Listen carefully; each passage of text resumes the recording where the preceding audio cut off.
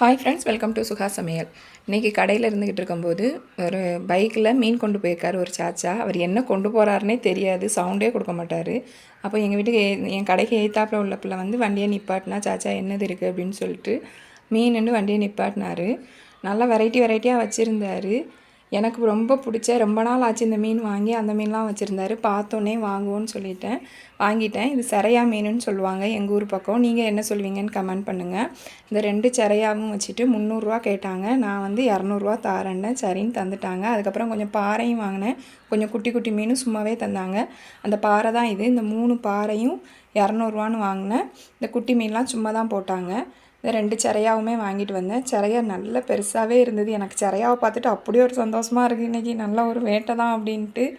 இந்த மீன் யாருக்கெல்லாம் பிடிக்கும் இல்லை பிடிக்காதுன்னு சொல்லுங்கள். எனக்கு ரொம்பவே பிடிக்கும்ப்பா.